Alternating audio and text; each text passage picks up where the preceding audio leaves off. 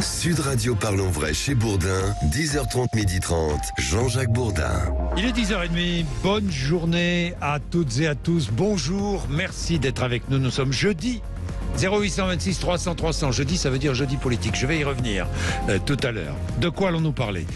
L'info, des dizaines de missiles russes ont frappé l'Ukraine, Kiev, Odessa, Kharkiv, la centrale nucléaire de Zaporijjia.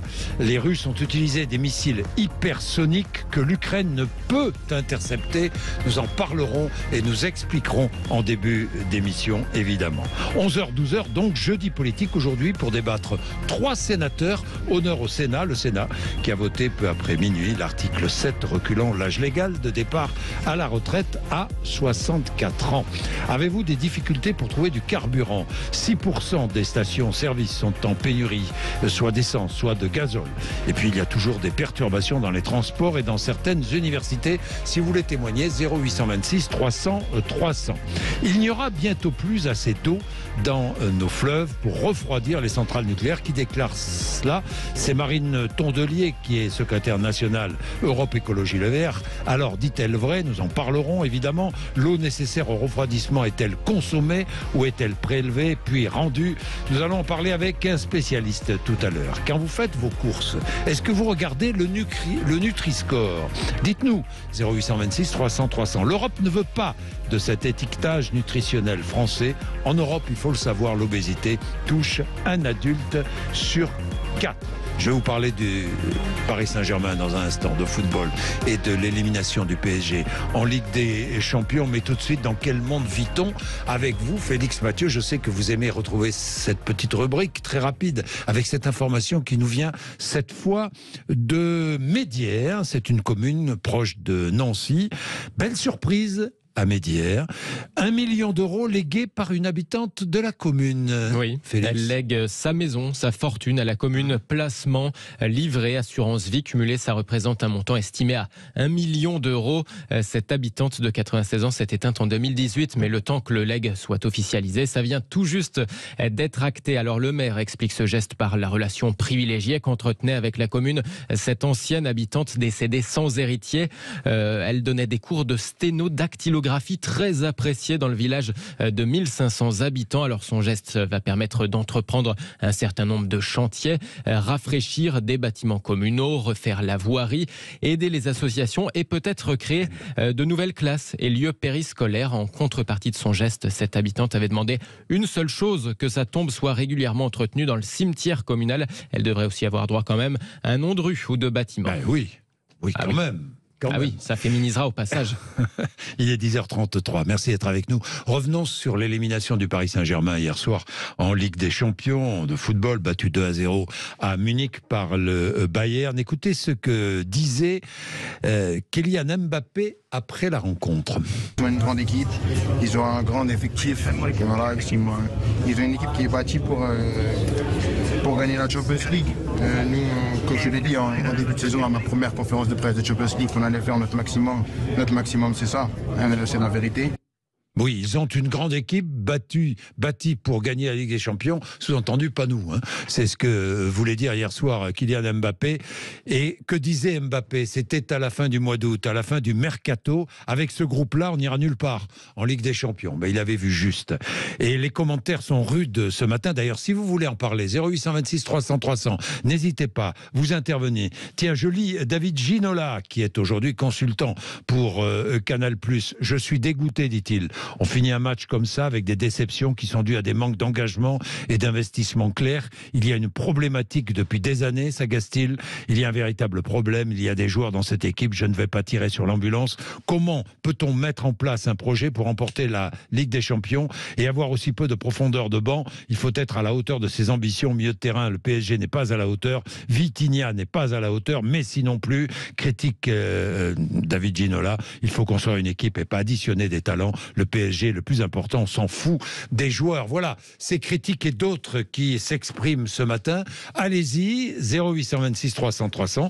Quelle est votre analyse? Je l'attends. Mais plus important qu'un match du Paris Saint-Germain, évidemment, ce qui se passe en Ukraine, l'offensive russe, redoutée depuis plusieurs semaines, a eu lieu cette nuit. Enfin, ce n'est pas l'offensive russe qui a eu lieu cette nuit. Ce sont des bombardements qui ont eu lieu cette nuit sur toute l'Ukraine. Il n'y a pas d'offensive terrestre particulière. Des infrastructures ont été pilonnées à travers tout le pays, Félix Mathieu. Oui, des frappes massives à travers toute l'Ukraine. Les infrastructures de production d'énergie étaient tout particulièrement visées. La centrale nucléaire de Zaporijia dans le sud a été coupée du réseau électrique après une frappe. Alors pour assurer la maintenance minimale de la centrale, désormais, les générateurs diesel ont dû être enclenchés. Il y en aurait pour 10 jours seulement d'autonomie, une sorte de compte à rebours avant un risque d'accident nucléaire aux conséquences potentiellement mondiales, avertit ce matin l'opérateur ukrainien. Des bombardements entendus, y compris dans la capitale, Kiev, où 40% des habitants sont désormais privés de chauffage. Plus d'électricité, ni d'eau, ni de chauffage à Kharkiv. Dans l'Est, l'ennemi a mené environ 15 frappes sur la ville et la région, selon le gouverneur de Kharkiv. Des immeubles résidentiels ont aussi été atteints à Lviv. Dans l'ouest ukrainien, une frappe russe y a tué au moins 4 civils. De son côté, l'armée ukrainienne affirme avoir abattu 34 missiles russes sur un total de 81. L'armée russe qui a aussi utilisé des missiles hypersoniques impossibles à intercepter. Alors justement, pour en savoir plus, pour expliquer, parce qu'il faut expliquer les choses, il y a les faits que nous venons de rapporter et il y a maintenant des explications. Avec nous, Marc Chassillon, qui est expert en armement. Marc Chassillon, bonjour. Bonjour Jean-Jacques Bourdin. Oui, merci d'être avec nous. Lviv, Kiev, Odessa, Kharkiv, Zaporijia, les Russes ont frappé, 81 missiles tirés. Je voudrais qu'on s'attarde tout de suite sur les missiles hypersoniques Kinjal qui ont été tirés par des Russes. Expliquez-nous, décrivez-nous ces missiles que l'Ukraine n'a pas les capacités d'intercepter, c'est bien cela ? Oui, c'est ça. En fait, c'est ce qu'on appelle des missiles hyper véloces. Donc, c'est une nouvelle génération de missiles qui volent extrêmement vite. Le Kinzhal, c'est un missile qui vole entre Mach 8 et Mach 10, c'est-à-dire presque 10 000 km/h. Donc, vous imaginez bien qu'un tel missile est quasiment impossible à intercepter par des missiles de défense aérienne qui, eux, ont une vitesse limitée à 4 000 km/h. Donc, en clair, ils peuvent pas leur courir après, quoi. Voilà. Si je peux me permettre cette image un peu triviale. Et donc, le missile Kinzhal, c'est un missile qui est en fait largué par un chasseur lourd qu'on appelle le MiG-31, qui est un des avions de chasse les plus rapides du monde et qui vole à très très haute altitude. Donc cet avion porteur, ce MiG-31, largue son missile Kinzhal à très haute altitude. Ce missile prend beaucoup de vitesse. C'est un missile qui est capable d'atteindre une portée d'entre 1500 et 2000 km, ce qui fait que même si le MiG-31 ne franchit pas la frontière ukrainienne, le missile, lui, sans aucun problème, peut atteindre n'importe quel point en Ukraine. Et il plonge quasiment à la verticale sur sa cible. En fait, vous voyez juste un trait de lumière, parce que ça va tellement vite que c'est semblable à un trait de lumière. Et il touche sa cible avec une vitesse absolument phénoménale et vous ne pouvez pas l'intercepter. Est-ce que des pays ont les armes qui permettent de l'intercepter, de les intercepter, ces missiles hypersoniques ? Alors malheureusement aujourd'hui non. Il y a des programmes en Europe et aux États-Unis pour créer une nouvelle génération de familles de missiles justement hypersoniques pour pouvoir rattraper des missiles hypersoniques. Mais ces missiles ne sont pas encore en service, ces systèmes ne sont pas encore en service, de même que certains lasers de très haute puissance ne sont pas encore en service pour pouvoir détruire ce genre de projectiles. Marc Chassillon, est-ce que les Russes sont les seuls à détenir ce genre de missiles ? Alors, aujourd'hui, dans le monde, il y a 2 pays qui ont massivement investi dans ces missiles hypersoniques. C'est la Russie, qui possède à peu près 3 familles, donc le Kinzhal que je viens de décrire. Ils ont un missile aussi qui s'appelle le Zircon, qui est tiré par les frégates en mer. Et puis un missile avant-garde qui est un énorme missile balistique qui se promène dans le ciel à très très haute altitude. L'autre pays, c'est la Chine. Donc la Chine a développé une famille de missiles qu'on appelle les Dongfang et qui ont été dans un premier temps très optimisés et particulièrement conçus pour atteindre les porte-avions de la flotte du Pacifique américaine. Dans l'hypothèse malheureusement d'un conflit autour de Taïwan ou ailleurs. Et la Chine possède ce genre de missiles aussi. En dehors de la Chine et de la Russie, on a aujourd'hui les Américains qui commencent à mettre en place ce genre de missiles dans leur armée. Et par ça, c'est à peu près tout. La France investit aussi, bien sûr, dans ce genre de missiles.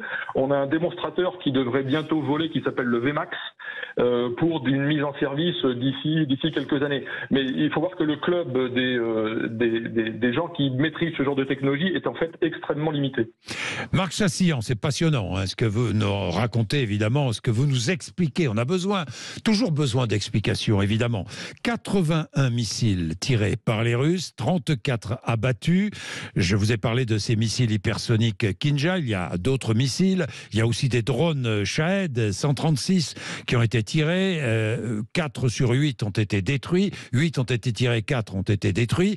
Lancement de tous ces missiles à partir de 10 avions stratégiques, des Tupolev 95, 7 avions aussi Tupolev 22 M3, des chasseurs Sukhoi, 6 MiG-31, vous venez d'en parler, et 3 navires de guerre qui sont en mer Noire. Marc Chassillan. Oui, alors l'idée en fait c'est pour troubler et pour compliquer la tâche des défenses antiaériennes, c'est de balancer sur un temps très court des missiles avec des trajectoires, des altitudes et des vitesses différentes. Donc effectivement, quand vous tirez des missiles de croisière calibre à partir de vos bateaux, ce sont des missiles qui généralement volent à basse altitude. Alors ils sont subsoniques, ils volent pas très très vite, ils volent à 800-900 km/h, mais par contre ils sont à très basse altitude. Et puis d'un autre côté, vous lancez des missiles beaucoup plus rapides, comme les Kinzhal dont je viens de parler, dont par exemple des KH-22. Je pense que les Tupolev 22 ont lancé des missiles KH-22 qui sont des missiles extrêmement rapides, qui volent entre 3000 et 4000 km/h, qui à l'origine sont en fait des missiles destinés à détruire des cibles en mer. Et en fait, vous avez cette multiplicité de trajectoires, multiplicité de vitesses, avec une convergence vers des cibles, et ça trouble énormément, évidemment, la gestion des systèmes antiaériens, qui finalement ne savent pas trop où regarder, parce que ça arrive de partout, et ça arrive suivant des vecteurs vitesse qui sont complètement différents. Et c'est grâce à ça que vous arrivez à passer à travers la défense, parce qu'elle est obligée d'avoir des yeux partout, et elle ne peut pas tout gérer. Voilà, c'est la raison. Marc Chassillan. La saturation. Oui, Marc Chassillan, c'est la raison pour laquelle les Ukrainiens annoncent 34 missiles abattus sur 81. Oui, voilà. Alors en fait, les missiles très rapides, comme le Kinzhal ou le KH-22, ils sont quasiment impossibles à intercepter. Oui. Et en fait, les autres qui sont plus lents, si j'ose dire, se cachent derrière cela. Vous voyez ce que je veux dire? Donc en termes de signature radar, etc. Donc c'est très compliqué à mettre au point ce genre d'attaque, parce qu'encore une fois, il faut coordonner ses vitesses, ses trajectoires et ses temps de vol. Mais ça se révèle extrêmement efficace, puisque effectivement vous saturez la défense, et la défense du coup, elle a quand même un taux de succès qu'il ne faut pas négliger, puisque ils ont quand même battu une trentaine de missiles, mais malheureusement il y en a 50 qui sont passés, quoi. Oui, Marc Chassillan, est-ce que les Russes, dernière question, est-ce que les Russes possèdent beaucoup de ces missiles, Kinjal ou autres, qui sont des missiles, j'imagine, assez difficiles à mettre au point et très chers? Alors effectivement, ça c'est l'information capitale, mais qui reste évidemment tout à fait confidentielle. Moi, je n'ai évidemment aucune information fiable sur les stocks russes en la matière. Ce que je constate malgré tout, c'est qu'à intervalles réguliers, ils les utilisent. Donc ça signifie qu'ils ont une chaîne de production, ça c'est absolument clair. Oui. On n'en connaît pas les cadences, mais ils en produisent et ils les utilisent. Donc toutes les hypothèses que l'on avait émises, très imprudentes d'ailleurs, que l'on avait émises il y a plusieurs mois l'année dernière sur le fait que les Russes allaient tomber en rade de munitions, s'avèrent complètement fausses. Merci Marc Chassillan, toujours passionnant, vraiment, franchement, merci beaucoup. On a besoin d'être informé au-delà des postures des uns ou des autres. Ce qui nous intéresse, ce sont les faits et les explications derrière les faits. Il est 10h44, je vais changer totalement de sujet. Un autre sujet qui va vous passionner, j'en suis absolument certain. Dans un instant, nous allons parler des centrales nucléaires et de l'eau nécessaire pour refroidir les centrales nucléaires. Et il n'y aura bientôt plus assez d'eau dans nos fleuves pour refroidir les centrales. Qui a dit cela? C'est Marine Tondelier, qui est secrétaire nationale d'Europe Écologie Les Verts. Dit-elle vrai? L'eau nécessaire au refroidissement est-elle consommée ou bien est-elle prélevée puis rendu. Nous allons en parler dans un instant avec un nouvel expert, puisque nous serons avec Emmanuelle Galichet, qui est enseignante chercheuse en physique nucléaire au Conservatoire national des arts et métiers. Notre invité, dans 2 minutes, sur l'antenne de Sud Radio, il est 11h moins le quart. Jean-Jacques Bourdin. Il est 10h48. Autre sujet, le nucléaire est-il trop gourmand en eau? Vous savez que le débat a été engagé. Il a été engagé par Marine Tondelier, qui est secrétaire nationale d'Europe Écologie Les Verts. Que dit-elle? Elle dit que près d'un tiers de l'eau consommée en France est dédiée aux centrales nucléaires. Est-ce vrai? Je lis plusieurs de ses tweets. Une fois pour toutes, disons-le simplement et fermement, à ce rythme, il n'y aura bientôt plus assez d'eau dans nos fleuves pour refroidir les centrales nucléaires. Que dit-elle encore? Le refroidissement des centrales nucléaires, c'est 50% de l'eau de surface prélevée, dont la plus grande partie retourne aux cours d'eau plus chaudes, ce qui peut perturber les écosystèmes. Emmanuelle Galichet, bonjour. Bonjour. Vous êtes enseignante, chercheuse en physique nucléaire au Conservatoire national des arts et métiers. Alors, est-ce que bientôt, comme le dit Marine Tondelier, il n'y aura plus assez d'eau dans nos fleuves pour refroidir les centrales nucléaires? Non, pas du tout. Elle confond prélèvement et consommation des quantités d'eau pour refroidir sa partie de la turbine. Donc ce ne sont pas des problèmes de sûreté nucléaire, mais c'est bien des problèmes de centrales thermiques, comme les centrales à gaz, toutes les autres centrales qui ont une turbine ont besoin d'eau pour refroidir. Et donc on prélève une quantité d'eau qu'on va rejeter ensuite là où on l'a prélevée. Donc, on rejette combien? Quel pourcentage d'eau, Emmanuelle Galichet? Alors, l'eau retourne totalement à son milieu naturel. Il y a à peu près 2% seulement de l'eau qui va être évaporée dans l'air, et donc il va retourner dans le cycle de l'eau. Le reste est rejeté dans les fleuves là où ils ont été prélevés. Voilà. Vous répondez à Marine Tondelier, à quoi sert, expliquez-nous, à quoi sert cette eau qui est prélevée dans les fleuves ou les rivières, ou les rivières non, mais dans les fleuves et dans les mers aussi, hein, ça peut arriver. Absolument. Oui, Absolument. Oui, tout à fait. Alors, Emmanuelle Galichet, à quoi sert cette eau pour une centrale nucléaire? Alors, l'eau que l'on prélève dans les fleuves ou dans la mer va servir à recondenser, c'est-à-dire faire passer la vapeur qui a fait tourner la turbine dans une tuyauterie. Elle va être en vapeur et il faut qu'on la retourne en liquide de manière qu'ensuite elle puisse redevenir vapeur pour refaire tourner la turbine. C'est une espèce de cycle qui permet de produire de l'électricité. Donc, le cœur du réacteur, qui est nucléaire, lui va simplement chauffer l'eau. Il n'est pas du tout dans le cycle de la turbine, d'accord? Donc ça, c'est le cycle secondaire que l'on doit faire condenser de vapeur à liquide, vapeur, liquide, etc., etc. Peut-on dire que le nucléaire est très gourmand en eau? Non, pas du tout. C'est pas le plus gourmand en eau. Je dirais que si vous pensez vraiment à ce qui est gourmand en eau, c'est évidemment l'agriculture. Ça, c'est le premier point au niveau de la consommation en eau. Et puis nous... Oui. Donc l'eau potable est effectivement une autre source de consommation très forte. Oui. Après, sur la production d'énergie, il faut voir que l'hydraulique, s'il y a un problème de réchauffement climatique, et c'est bien ce que l'on aura dans le futur, la première des sources d'énergie qui sera un peu embêtée, c'est l'hydraulique. Et on va le voir, à mon avis, déjà cet été, avec des sécheresses qui vont être très fortes au niveau des barrages. Bien, donc le nucléaire n'est pas consommateur d'eau. Est-ce que l'eau rejetée, l'eau qui a servi à refroidir les centrales, est une eau de même qualité que l'eau qui a été puisée dans nos fleuves? Non, vous avez raison. Elle est un petit peu plus, quelques dixièmes de degrés en plus. Elle est un peu plus chaude. Elle est un petit peu plus chaude. Oui. Et c'est pour ça qu'il y a une loi pour préserver la biodiversité de nos fleuves. Cette loi qui a été... Donc, les centrales nucléaires n'ont pas le droit de rejeter à une température au-delà de certains seuils qui sont mis dans la loi pour la biodiversité. Oui. Bon, et parfois il y a des petites coupures, Emmanuel Galichet. Nous allons prendre Claude rapidement, qui est l'un de nos auditeurs à Perpignan. Bonjour Claude. Oui, bonjour Jean-Jacques Bourdin et bonjour Emmanuel Galichet.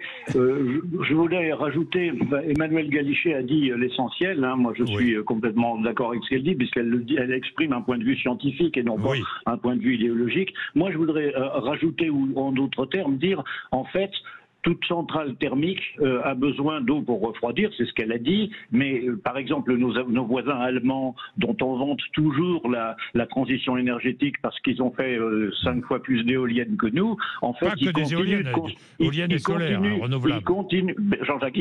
de construire des centrales au charbon éolinique pour les nuits sans vent, hein, parce qu'il y a beaucoup de nuits sans vent quand même, ou dans lesquelles on a besoin d'une production thermique, et ils ont besoin d'eau de la même manière. Et je voudrais juste rajouter, quand les centrales thermiques sont à proximité de grands centres de consommation, par exemple Paris, le chauffage urbain de Paris est chauffé par une centrale qui en même temps brûle les ordures ménagères et produit de l'électricité.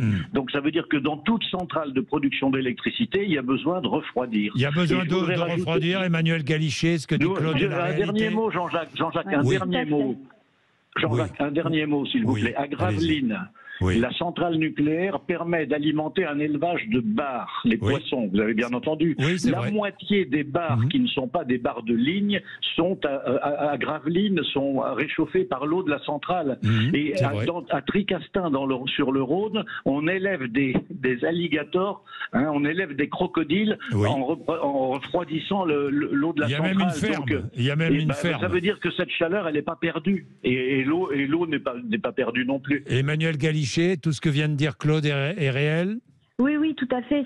C'est la chaleur fatale. C'est toutes les pertes en énergie, effectivement, dans les cycles thermiques, peut être réutilisées pour faire de la chaleur. Et ça sera une des grandes questions du futur, effectivement, aussi. Je voulais juste rappeler, juste un point, la configuration pénalisante en 2050, il faut bien voir que ce n'est pas le problème de l'eau pour la problématique du nucléaire et de l'énergie, de la production d'énergie. Ce sont des jours où il n'y a pas de vent au niveau de l'Europe, hein, et que les températures sont très froides. Là, on aura un problème parce qu'on aura effectivement une intégration d'ENR et notamment d'éoliens très forts en 2050, hein, dans les scénarios. Si on intègre beaucoup d'éoliens, il faudra avoir effectivement des centrales à gaz ou nucléaires, justement, pour combler la problématique des jours sans vent avec des températures très froides. Merci beaucoup Emmanuel Galichet, merci.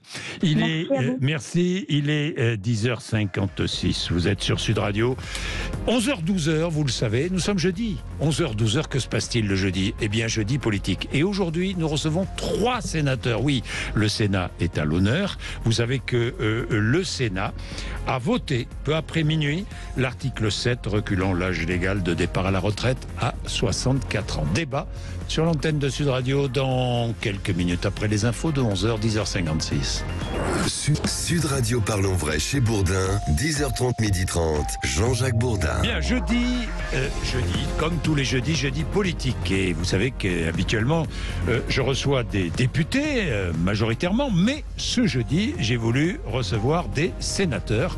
Pourquoi ? Parce que c'est le Sénat qui a la main, en ce moment, si je puis dire. Le Sénat qui a la main sur la réforme des retraites. Alors, 3 invités, par ordre alphabétique, Xavier Iacovelli, qui est sénateur des Hauts-de-Seine, membre de la majorité. Bonjour. Bonjour. Merci d'être avec nous. Stéphane Le Rudulier, sénateur des Bouches-du-Rhône, Les Républicains. Bonjour. Bonjour. Et Rachid Temal, sénateur du Val d'Oise, Parti Socialiste. Bonjour à tous les 3. Merci d'être avec nous.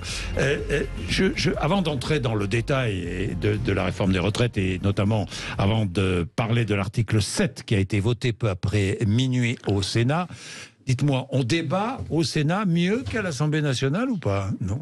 En fait, on fait juste notre travail de parlementaire.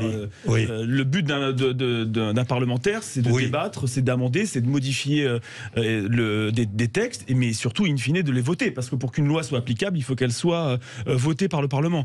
Et donc, en fait, on ne fait que remplir notre rôle sur ce pourquoi nous avons été élus, et ce qui, malheureusement, n'est pas le cas en ce moment à l'Assemblée nationale, en tout cas sur ce texte de la réforme des retraites. Est-ce que le Sénat est en train de, passez-moi l'expression, redorer son blason ? Stéphane Le Rudulier. On s'aperçoit quand même... sans vouloir opposer députés et sénateurs. Mais l'événement du mois de juin dernier sur une majorité relative à l'Assemblée implique le centre de gravité de la démocratie parlementaire. C'est un port déporté au Sénat. Oui. D'autant plus qu'il est vrai que dans l'ADN du Sénat, l'obstruction n'est pas intégrée. C'est-à-dire qu'on a toujours des débats, certes parfois vifs, on a des désaccords, mais ils sont toujours sereins. Et on arrive toujours, comme l'a dit mon collègue, à un vote. Oui. Donc, ce qui veut dire que le bicamérisme, qui est quand même l'essence même de la Ve République, a un sens. On le voit bien sur cette réforme. Mais je voudrais juste dire un point sur la procédure qui a été utilisée.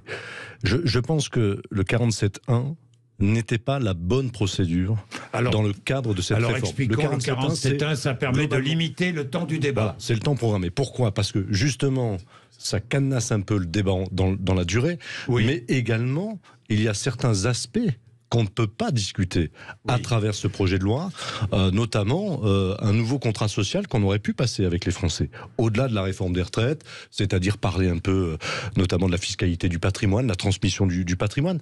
En fait, globalement, oui, ça a un lien avec la réforme des retraites. Je vois mon collègue hocher de la tête. Globalement, et la politique fiscale de la France, puisque on le voit bien, on a fait le CDI senior. Oui. On l'a intégré dans l'article 2. Mais elle est imparfaite, cette mesure.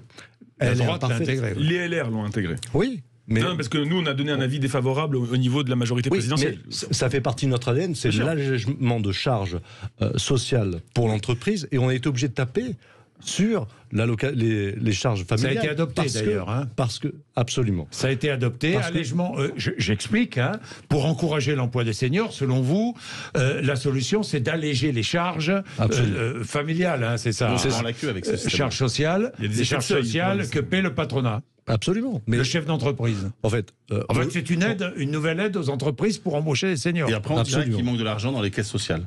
Ouais. C'est le système qui tourne en rond. Non, en fait, vous avez essayé les allègements. Vous avez eu une politique fiscale. Aujourd'hui, ce que dit le corps, c'est un problème de recettes, non pas de dépenses. C'est marrant parce que la gauche nous a donné des leçons. Depuis 5 jours. Vous nous avez donné des leçons depuis 5 jours. Ça s'appelle le débat. 7 jours, pardon. Il y a 2 secondes, j'ai expliqué qu'il fallait débattre. Mais c'est terminé. Ça commence à faire. Stéphane Le Rudulier est terminé. Et vous avez dénoncé les réformes de 2003 et 2012 que la droite a portées. Vous êtes arrivé en 2012 au pouvoir. Qu'avez-vous fait? Vous n'avez pas détricoté les carrières longues à 60 ans. Vous n'avez pas détricoté les réformes. Vous les avez accentuées. Laissez-moi finir. Vous les avez accentuées avec la réforme Touraine. Donc vous êtes sur un principe de réalité quand vous êtes aux responsabilités. Il fallait travailler davantage. Vous répétez en boucle. Bon, dans tous les cas, si je voulais faire plaisir. Alors attendez, les 35 heures, vous les avez abrogés? Mais non, on a défiscalisé les heures supplémentaires. Sur la réforme Touraine, la différence entre ce que vous racontez, c'est qu'avec on a fait la pénibilité, que le gouvernement actuel a supprimé. Nous avons fait également les carrières longues qui fait que les gens qui ont des carrières longues à 60 ans, vous avez supprimé 3 critères. On a remis. Non, vous souhaitez les remettre. On souhaitait les remettre. Pardonnez-moi, on l'a pas fait. Parce que vous êtes pire qu'à l'Assemblée. On n'a pas. Je peux pas laisser là. Vous notez que je n'ai pas commencé à. J'ai répondu aux deux impétrants. Je vais maintenant m'exprimer. Bon, attendez. Alors, on va reprendre. Ouais. Parmi les articles qui ont été votés, on va reprendre. On va être clair. On entre dans le vif du sujet. Bien sûr. Parmi les articles qui ont été votés, effectivement, il y a un article qui prévoit, nous allons voir ce que va donner le texte ensuite quand il passera en commission mixte paritaire et à l'Assemblée et au Sénat à nouveau. Que dit cet article? Il dit que les entreprises vont voir leurs charges, certaines de leurs charges réduite pour permettre l'embauche des seniors. C'est-à-dire si on embauche un senior, le chef d'entreprise paiera moins de charges sociales. C'est ça, en gros, pour résumer. Bon, ça, vous n'en voulez pas, la majorité, non? C'est pas qu'on n'en voulait pas. C'est-à-dire que l'idée peut être bonne sur le papier. Alors vous en voulez ou vous n'en voulez pas? Laissez-moi vous répondre. L'idée peut être bonne sur le papier. Sauf que le problème du CDI senior, c'est que d'une, ça coûte excessivement cher et qu'il y a des effets de seuil. C'est-à-dire qu'il y a aussi des effets d'aubaine pour les entreprises qui pourraient licencier leurs futurs seniors, on va dire, un an, enfin un accord accord conventionnel, d'une rupture conventionnelle un an ou 18 mois avant l'âge du contrat senior pour le réembaucher tout de suite après avec effectivement des allègements de charges. C'est ce qu'on ne souhaite pas et c'est pour ça qu'il y a d'autres mesures qu'on peut mettre en place, qu'on va débattre, la retraite progressive, on a un certain nombre de mesures qu'on peut mettre en place sur le soutien des seniors, mais il y a un vrai sujet dans notre pays sur la question de l'emploi des seniors et il faut effectivement trouver des solutions et je trouve que le débat a été de qualité sur cette partie sur l'index senior. Alors nous verrons, est-ce que ce sera retenu par la majorité, vous pensez, à l'Assemblée nationale, par le gouvernement? Il y a une commission mixte paritaire, on ne fait pas la commission mixte paritaire avant qu'elle soit tenue. D'accord. Bon, commission mixte paritaire qui va se réunir fin des débats, parce qu'il faut avoir tout ça en tête, fin des débats au Sénat dimanche, ensuite réunion de la commission mixte paritaire. Est-ce que vous pensez que le texte sera définitivement bouclé, le projet de loi, le 16? On dit que la semaine prochaine, 16 mars, ça sera après la réunion. Répondre, du coup. Qu'est-ce que vous en pensez, Rachid Temal? Non, mais je pense sur la retraite. Non, d'abord sur les débats, on évoque obstruction, pas obstruction. Moi, j'invite les gens. Je sais qu'on est dans un monde aseptisé, mais quand on reprend tous les grands débats de notre démocratie, ça a toujours été des grands débats dans le Parlement. Donc arrêtons de croire que des gens qui parlent un peu fort, qui ont des arguments, ça devient un problème. Ça, c'est ce que je dis. En tout cas pour le Sénat. Non, mais je suis d'accord. Bon. Non, mais c'est bien de le dire parce que maintenant, dès qu'on est un peu pas d'accord, oui, mais cela dit, à l'Assemblée nationale, ils ont poussé le bouchon un peu loin. Monsieur Bourdin, je vous parle du Sénat. Moi, je suis sénateur. Un mot. Je donne pas de commentaire à faire sur l'autre chambre. Un mot. Est-ce que le ministre de la Justice doit être sanctionné, je vois pas comment, mais par Madame Borne, après ce qui s'est passé par Madame Borne, il doit être sanctionné selon vous. Quand Éric Dupond-Moretti, quand quelqu'un de votre équipe fait cela, vous pouvez vous interroger. C'est pas un bon exemple. Mais je vais continuer sur les retraites, si vous êtes d'accord. Sur les retraites, parce qu'on fait semblant, mais je rappelle qu'aujourd'hui, rien ne justifie la réforme des retraites. On nous a dit au début que c'était pour aller. Mais si, Monsieur Bourdin, laissez-moi terminer. Au début, le gouvernement nous a dit c'est pour financer un cinquième risque, etc. Puis finalement, il dit c'est pas ça finalement. Et maintenant, on nous explique qu'il n'y a pas d'argent. Sauf que le rapport du corps. Mais on ne va pas reprendre le rapport du corps. Mais sauf que, excusez-moi, mais pourquoi savoir s'il faut ou pas cette réforme des retraites? Il y a d'un côté des gens qui vous disent il vaut mieux travailler sur la pénibilité, il vaut mieux travailler sur les seniors. Je vais terminer. Je vous laisse parler. Je vous laisse parler tout à l'heure. Je vous laisse. Il vaut mieux travailler aujourd'hui sur la question des femmes, la question des seniors. C'est incompatible. Pourquoi c'est incompatible? Je vais venir après.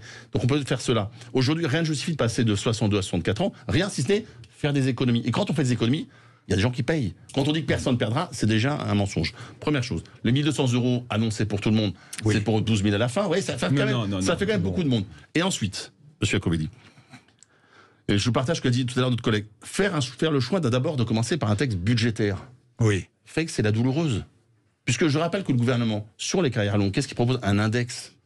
Il dit, on va faire un index. Donc on aurait pu commencer par faire une loi, pas sur les carrières longues. Non, pardon, sur les seniors. On aurait pu commencer par faire un vrai texte et accessoirement une démocratie sociale. Aucun syndicat n'est d'accord. Le Parlement n'est pas d'accord. Les Français ne sont pas d'accord. Ça mérite comme un débat. On est d'accord. Oui, mais on est d'accord. On fait semblant de continuer. On n'est pas d'accord. Attendez. Vous faites pas semblant de continuer, vous continuez de débattre sur un projet de loi. Non mais par contre, mais dans un débat ici, on peut pour le coup, on est trois ici à vouloir aller au moins jusqu'au vote de dimanche. C'est-à-dire ce qui n'est pas tous les trois aller jusqu'au vote de dimanche. Ce qui n'est pas le cas. Non mais ce qui n'est pas le cas de tout le groupe, tous les groupes de gauche. Mais c'est vrai que pour le coup, il faut mettre au crédit de Rachid Temal. Non, c'est le groupe socialiste. J'ai pas dit les groupes de gauche. Vous n'incarnez pas que la gauche. Non, moi je fais que le parti socialiste. Voilà. Donc en l'occurrence, Rachid Temal lui est effectivement favorable à ce qu'on puisse au moins aboutir à ce qu'on est payé pour ça, c'est-à-dire de voter dimanche. Et donc dimanche vous voterez. Vous pensez que dimanche vous voterez? Ça c'est une information. Ce n'est pas une pacotille. Il y a un engagement du Parti socialiste d'arriver jusqu'au vote. Non, de Rachid Temal, moi j'ai dit. Non, le mieux c'est que vous me laissiez m'exprimer. Je vous répondrai. Non, mais on en rigole. Mes collègues. Mais écoutez-moi. Alors écoutez-moi, je vous pose une question claire. Écoutez-moi. Oui, mais justement, je vais y venir. Ne vous inquiétez pas. Écoutez-moi. Est-ce que dimanche, le texte sera voté ou pas? Il est souhaitable, vraiment souhaitable qu'il soit voté. Pourquoi? Au Sénat. Parce que ça sera la première fois en Ve République qu'un texte arriverait en commission mixte paritaire et il ne serait pas voté par les deux chambres. Oui. C'est le problème du 47.1. Donc, d'accord, mais on a tous une responsabilité collective vous, socialistes, de ne pas rajouter une crise parlementaire à une crise sociale. Opposé à ce texte, vous voterez contre, évidemment, vous voterez contre le texte, mais est-ce que vous souhaitez le vote avant dimanche soir ? Moi, je veux dire, vraiment, franchement, je peux avoir quelques secondes pour dire quelque chose. Non, mais là, sérieusement. Non, mais attends, mais répondez-moi. Vous savez, je pratique quand même la classe politique depuis longtemps. Quand un homme politique ou une femme politique me dit « Attendez, je vais vous répondre, mais je voudrais vous dire quelque chose avant », ça m'inquiète toujours un peu. Vous ne serez pas inquiet avec moi. Vous verrez, moi, je vous dirais. Non, je suis franc. Ce que je veux dire par là, c'est que, non, mais il faut savoir, on est notre pays, mine de rien. On est face, je dis, c'est-à-dire qu'il y a une fracture sans précédent. D'accord ?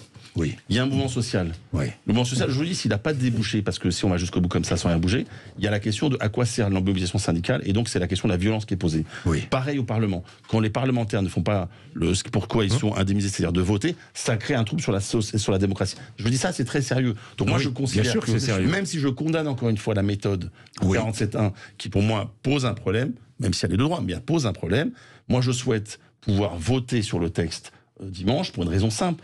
Pour dire aux Français que les élus, le Parlement, il a encore un rôle. Et moi, je le dis, quand nous reviendrons au pouvoir, nous abrogeons cela. C'est ce qu'on fera. Mais je veux dire, il faut voter. Parce que si on ne vote pas, et si on ne permet pas non plus et donc c'est pour ça que je souhaite que le président reçoive l'intersyndicale. Sinon, vous dites aux Français, finalement, l'engagement social, syndical et la politique, ça ne sert à rien. Alors il reste quoi ? La violence ? Bien, alors, je vais vous arrêter là. Je vais vous arrêter là parce que vous m'avez tendu la perche, donc ça valait le coup de vous entendre, non, bien sûr, mais ça vaut le coup de vous entendre tous les trois. Merci d'être là, d'ailleurs. Mais vous m'avez tendu la perche parce que aujourd'hui, je me mets à la place des Français. Les Français voient quoi ? Ils voient un débat tronqué à l'Assemblée nationale. Mauvais débat, franchement, avec une image déplorable qui a été donnée de la classe politique. Ils voient un vrai travail qui est effectué au Sénat. On est pour, on est contre le texte. Mais ils voient parallèlement aussi, parce qu'ils sont contre majoritairement les Français, ils sont contre cette réforme. Ils voient aussi la rue. De nombreux Français qui sont dans la rue et qui protestent contre cette réforme. Ils ne comprennent plus. Où est la vérité ? Est-ce qu'elle est dans les assemblées ? Est-ce qu'elle est dans la rue, la vérité ? Et sur quoi est-ce que ça risque de déboucher ? Nous allons parler de tout cela juste après la pub. Il est 11h17. Jean-Jacques Bourdin. Bien, débat tous les jeudis sur l'antenne de Sud Radio. Évidemment, c'est notre jeudi politique. Et ce matin, nous avons avec nous 3 sénateurs. Xavier Iacovelli, qui est sénateur des Hauts-de-Seine, majorité présidentielle. Stéphane Le Rudulier, sénateur des Bouches-du-Rhône, membre des Républicains, et Rachid Temal, sénateur du Val-d'Oise, socialiste. Il est 11h20. Est-ce que le président de la République doit recevoir l'intersyndicale ? Oui ou non ? Et pourquoi oui ou pourquoi non ? Allez, je vais commencer avec Stéphane Le Rudulier. Oui, je pense qu'il doit recevoir l'intersyndicale, tout simplement parce qu'ils ont été responsables depuis 2 mois. Il y a un enseignement dans le cadre de ce conflit social qui dure maintenant depuis 2 mois. C'est que c'est le retour en force des syndicats, le retour en force des corps intermédiaires. Regardez, aucun débordement depuis 2 mois, ou très peu, à la marge, dans les manifestations. On attendait une révolte sociale. C'est grâce aux syndicats, il faut le dire. Deuxième aspect, ils ont été responsables dans le cadre des congés de février.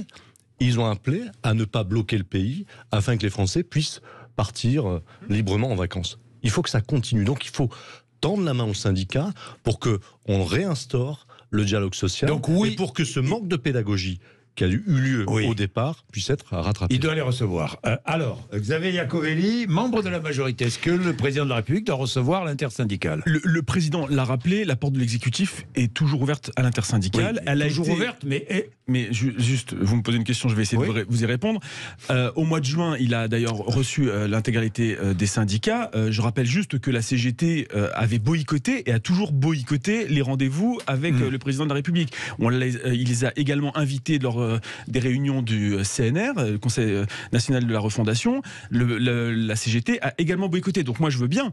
Et donc c'est pour ça que l'exécutif a reprécisé que ils seront reçus et ils peuvent être reçus par le ministre, Olivier Dussopt, le ministre qui est en charge de ce dossier et de cette réforme des retraites, c'est-à-dire Olivier Dussopt. Et d'ailleurs, je rappelle quand même que pour le coup, là, la CGT n'avait pas boycotté et pendant les 4 mois de négociations qui ont eu lieu de septembre à décembre, la CGT était présente, et les 8 organisations syndicales étaient présentes. Donc, il faut effectivement que l'exécutif puisse recevoir, et l'exécutif, c'est avant tout, le président, il préside, et le gouvernement gouverne. En l'occurrence, c'est eux qui sont en charge des relations avec les parlementaires. Vous prenez un argument, vous prenez un argument, vous me dites, oui, mais la CGT refusait les invitations du président de la République. Est-ce une raison pour que le président de la République refuse de recevoir la CGT? Il n'y a pas de refus. Il a dit que l'exécutif... Il y a un refus. Il y a un couple exécutif. Il y a le président et il y a le gouvernement. Il se décharge sur un ministre. Il y a un gouvernement qui est là pour gouverner et qui porte la réforme des retraites. Et donc, en l'occurrence, il y a un autre texte, et je rejoins sur ce que dit Rachid Temal. Effectivement, il y avait besoin d'avoir un texte d'accompagnement, parce que là, on est sur un texte budgétaire, et il y a une grande loi aussi travail qui sera portée au Parlement par Olivier Dussopt avant l'été, et qui apportera un certain nombre de modifications sur le dialogue social, mais aussi sur tout ce qui touche en fait au travail et à l'accompagnement des Français. Rachid Temal, le président de la République, doit-il recevoir l'intersyndicale? La réponse est oui. D'ailleurs, moi, je l'ai demandé dans l'hémicycle au ministre Dussopt. Pour plusieurs raisons. D'abord, comme le dit notre collègue, je crois qu'à un moment donné, il faut qu'il y ait un débouché politique à une mobilisation sociale de bonne tenue, bien faite, et la plus haute depuis les années 80. Les Français se mobilisent, parfois, ils perdent 6 journées de congé. 6 journées, pardon, de salaire, pas de congé, de 6 journées de salaire. Et donc, le salaire qui va avec. Ça, c'est le premier point. Et puis, le deuxième point, j'entends ce que dit Xavier Iacovelli, mais aujourd'hui, il y aura un vote dans les prochains jours, une CMP, etc., qui d'ailleurs pose la question de finalement le texte, il sera celui du gouvernement, celui de la droite. Je vous rappelle que pour pouvoir voter le texte, il faut la droite. C'est LR qui va écrire le texte, et c'est d'ailleurs M. Retailleau qui sait ça. D'ailleurs, je lui ai dit, c'est maintenant la réforme Retailleau. Et donc la retraite Retailleau. Parce que vous allez voir, c'est pas fini, notamment ce qui va se passer dans les prochaines heures. Ça, c'est le premier point. Et le deuxième point, une fois que ça sera voté, la seule personne qui peut arrêter le processus, c'est le président de la République. Et d'ailleurs, on l'a déjà connu avec Jacques Chirac. Puisque avec le CPE, il a fait en sorte qu'il n'y ait pas d'application. Donc moi, je pense que aujourd'hui, c'est bien le président de la République qui doit recevoir les sénateurs. Dites-moi, il peut recevoir. Non, mais sur la question, ce n'est pas le texte de Bruno Retailleau, et en l'occurrence, je vois bien de quoi vous voulez parler sur l'accélération des régimes spéciaux. Avec l'amendement Retailleau. La position a été claire, la position de la majorité présidentielle et du gouvernement a été claire. Vous allez pouvoir le retirer à la commission paritaire. La réponse c'est non. Mais vous le savez comme moi. Monsieur Temal, il faudra les 60 voix des LR. Monsieur Temal a raison. Messieurs, pardon. Écoutez votre nouvel allié. Mais attendez, messieurs, avant de parler de l'amendement Retailleau, il faudrait quand même qu'on explique, parce que je pense toujours à mes auditeurs, qu'on explique ce qu'est l'amendement Retailleau, pardon. Il y en a d'autres qui arrivent. En discussion depuis 10h30 ce matin, je crois. Il est 11h25. Non, ça c'est cela. Attendez. Non, c'est pas celui-là. Non, vous avez raison. Il y en a un qui est arrivé il y a 2 jours sur les régimes spéciaux. Oui, sur les régimes spéciaux. Et puis maintenant, il y a celui qui arrive là, sur le fait que la clause du grand-père. Voilà. Pour être mis en cause. Justement, laissez-moi expliquer. Je suis au courant de ce que vous faites, Rachid Temal. Ne vous inquiétez pas. Les débats ont repris au Sénat. Vous êtes ici, mais pendant ce temps-là, les débats ont repris. Vous allez y retourner. Que se passe-t-il? Eh bien, discussion autour d'un nouvel amendement Retailleau. Effectivement, de quoi s'agit-il? L'extension progressive des régimes spéciaux, l'extinction, pardon, progressive des régimes spéciaux doit s'appliquer aux salariés déjà en poste. C'est ça. Le nouvel amendement Retailleau. Est-ce que vous êtes favorable à ça? Non, nous on l'a dit, on l'a répété. Autant on est la seule majorité, pardonnez-moi, mais on est la seule majorité à avoir porté la suppression des régimes spéciaux. Mais on part du Combien de régimes spéciaux, M. Iacovelli? Mais par contre, combien de régimes spéciaux? On part du principe qu'on ne change pas. On ne change pas les règles du jeu en cours de match. Et en l'occurrence, pour ceux qui ont signé un contrat avec la nation dans le cadre d'un régime spécial, ils pourront aller jusqu'à la fin de leur carrière avec un effort qui est demandé à tous les Français. Donc vous êtes contre cet amendement? Mais nous souhaitons maintenir effectivement la clause du grand-père, c'est-à-dire qu'à partir du 1er septembre 2023, tous ceux qui rentreront dans ces entreprises publiques seront affiliés au régime général et non plus sur le régime spécial. Est-ce qu'il sera adopté, vous pensez, cet amendement Retailleau? Au Sénat, je sais pas. Au Sénat, il y aura en tout cas des discussions, des positions, des débats. Vous êtes favorable? Moi, je suis entièrement favorable. On peut pas toujours Stéphane Le Rudulier. On peut pas toujours demander les efforts aux mêmes. À un moment donné, on peut pas se dire, mais ça sera dans 40 ans, dans 60 ans que la réforme. Donc on supprime les régimes spéciaux des salariés déjà en poste. En tout cas, progressivement, avec un alignement sur 2040. Après, il y a l'aspect budgétaire, puisqu'on est sur un texte comptable, financier. Si cet amendement n'est pas adopté, il y a certaines avancées sociales qui ont du mal à être financés. Et la recherche de l'équilibre des 13,5 milliards à horizon 2040, il serait 30, pardon. Il serait totalement stupide de renier cet équilibre, de mettre des millions de personnes dans la rue pour, in fine, avoir une réformette. Donc il faut faire aussi très attention à rester sur cet objectif initial qu'avait le gouvernement, sur l'équilibre. D'où cet amendement qui permettra de dégager certaines économies pour faire des avancées sociales. Alors Rachid Temal, vous êtes contre évidemment cet amendement Retailleau, vous voterez contre, ça c'est sûr. Oui, parce que encore une fois, c'est l'engagement qu'on prend dans le français, ça s'appelle le contrat social. Et je le dis, et c'est ce qui vient de se passer devant Dontaine, ce que j'ai dit à M. Dussopt. En fait, au final, avec sa réforme, il est en train de se faire dévorer par la droite. Parce que vous voyez bien, vous avez raison, M. Retailleau et ses amis déposent des amendements, changent la nature même ou approfondissent même la nature même de ce texte-là, et à la fin, c'est le texte Retailleau. Et à la fin, pour avoir le texte voté par les deux assemblées, celui du Sénat, c'est réglé, le reste de l'Assemblée. Si vous ne mettez pas Renaissance avec quelqu'un d'autre, en l'espèce les LR, vous ne votez pas. Donc à la fin, ça sera un beau texte de M. Retailleau. En tout cas, il y a des marqueurs de droite, c'est certain. C'est un texte de droite. Allez-y, dites-le. Mais il y a des marqueurs de droite. C'est une réforme de droite. Totalement de droite. Avec des mesures sociales en même temps, c'est le retour de la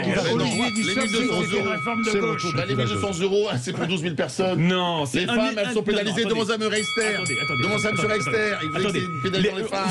Faut quand même préciser. Combien de personnes vont toucher 1,8 million de personnes vont avoir une revalorisation de leur retraite. Pardonnez-moi, monsieur Temal, c'était 1 200 € pour tous les retraités. Dit 1 200 € pour les carrières complètes. On l'a dit depuis le début. Écoutez M. Véran. Mais moi, j'écoute.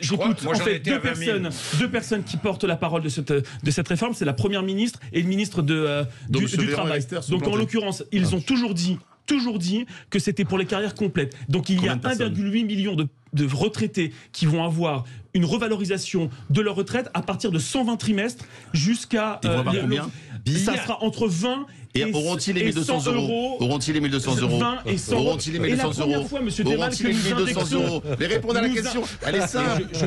C'est comme se dit M. Bourdin. Mais non, la lettre de M. Dussopt, c'est 12 000 personnes. 12 000 personnes. 12 000 personnes. Carrière complète, il y aura 1 200 €. Il ne faut pas l'écouter, il faut lire, M. Dussopt. Messieurs, vous le savez bien. Indexé sur le SMIC. Laissez-le terminer. Bon, très bien. M. Dussopt a bien écrit. Il est déjà 29. Il faut une petite pause. Messieurs, il faut une petite pause. Je suggère au président de la République, s'il reçoit les syndicats, de boire une bière avec eux, puisqu'il est allé boire une bière à Kinshasa. Bon, ça ne choque pas du tout, qu'ils boivent une bière à Kinshasa, mais il peut boire une bière avec les syndicats. Ce serait sympathique. Au moins, on va discuter de... Bon, non, mais je plaisante un peu. Il est 11h30, vous êtes sur Sud Radio, merci. Nous continuons notre débat avec nos 3 sénateurs. J'en suis très heureux parce que c'est constructif, parce que ça permet d'expliquer et puis parce que ça permet d'avancer. À tout de suite. Jean-Jacques Bourdin. Il est 11h33, débat comme tous les jeudi politique, avec 3 sénateurs aujourd'hui. Xavier Iacovelli, qui est sénateur des Hauts-de-Seine, membre de la majorité, Stéphane Le Rudulier, qui est sénateur des Bouches-du-Rhône, les Républicains, et Rachid Temal, sénateur du Val d'Oise, socialiste. Messieurs, est-ce qu'on peut dire que les syndicats... Je pense encore une fois au regard que portent les Français sur cette réforme des retraites, ces débats, ces manifestations, ces grèves. Est-ce qu'on peut dire que les syndicats sont plus responsables que les députés ? Non, mais ils ne sont pas appelés à voter, les syndicats. Oui. Ils ne sont pas appelés à voter la loi. Non, mais comprenez ma question. Ma question, elle est à double tiroir, évidemment.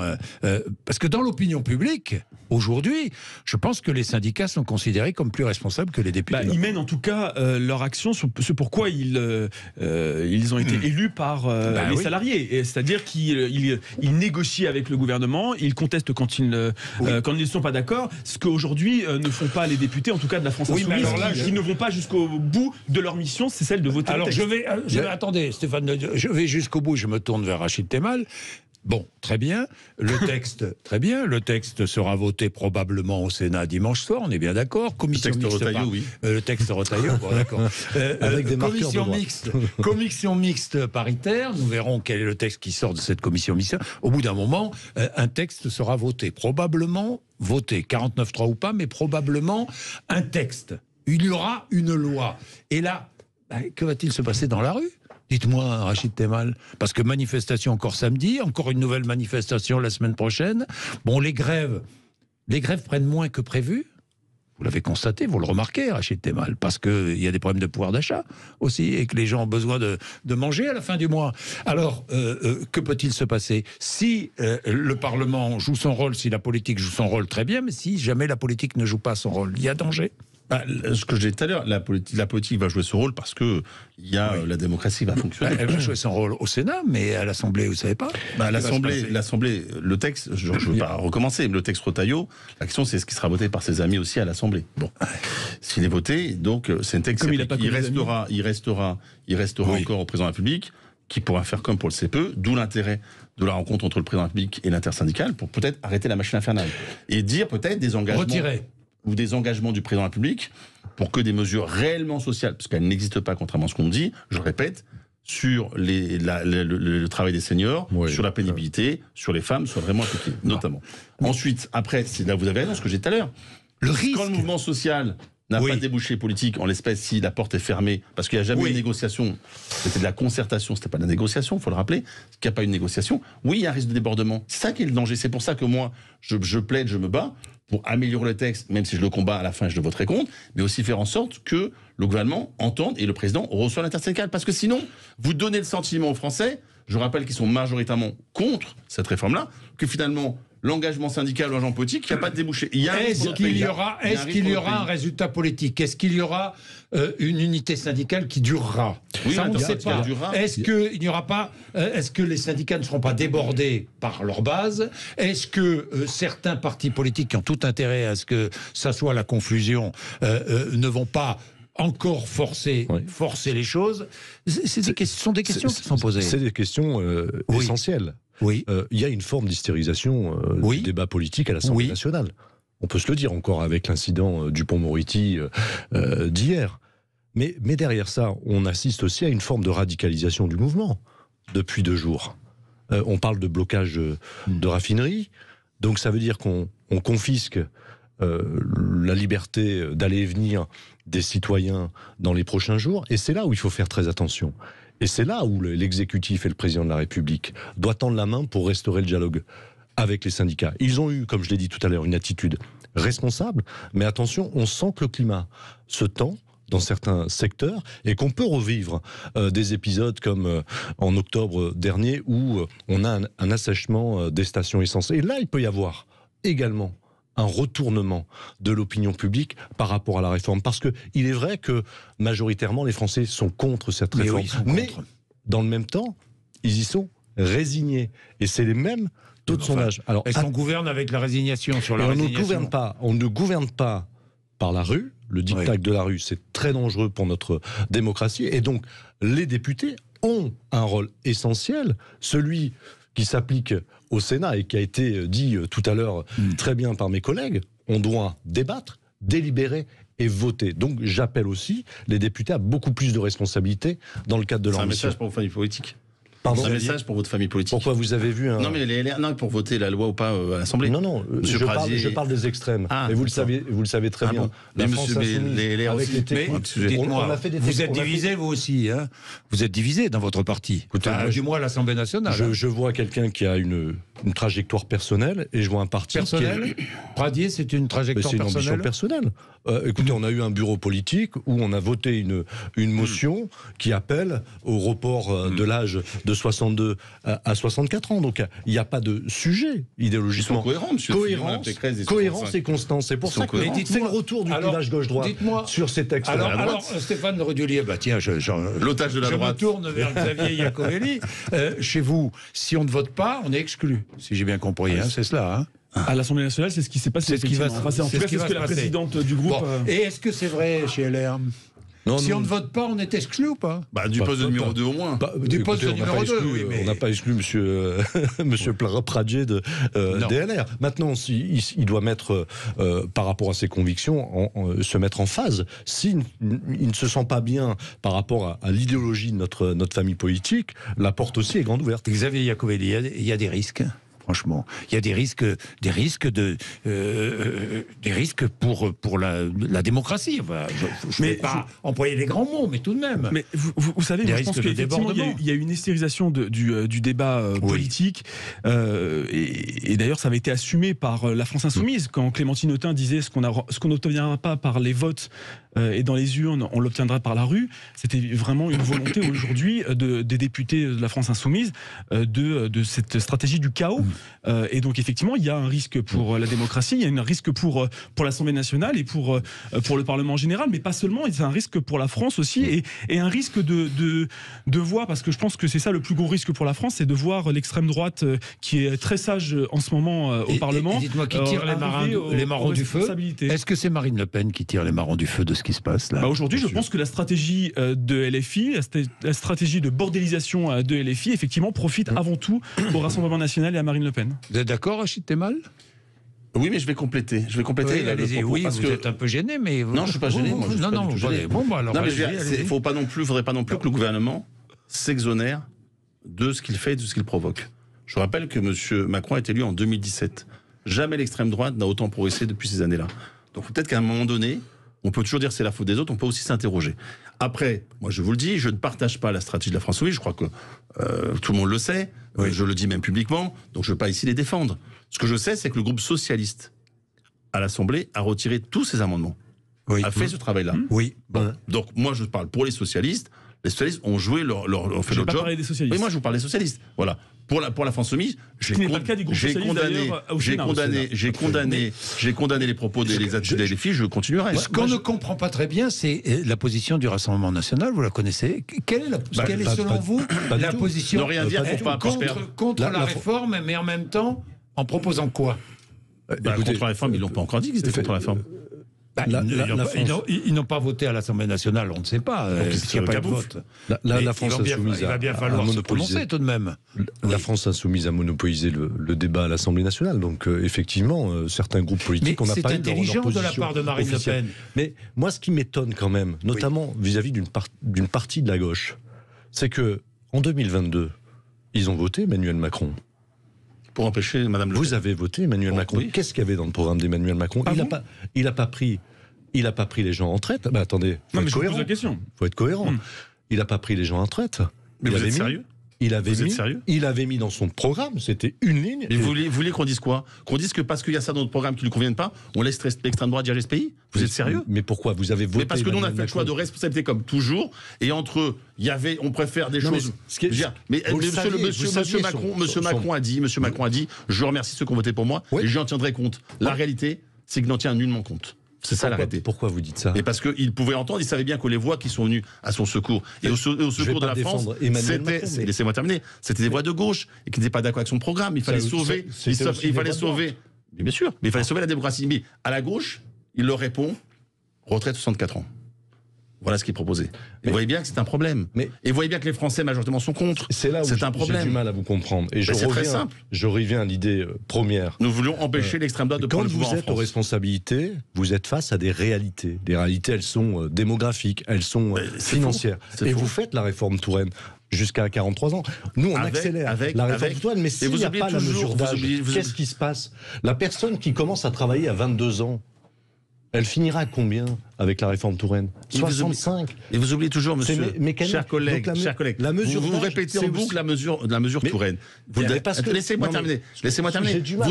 Vous oubliez l'autre jambe.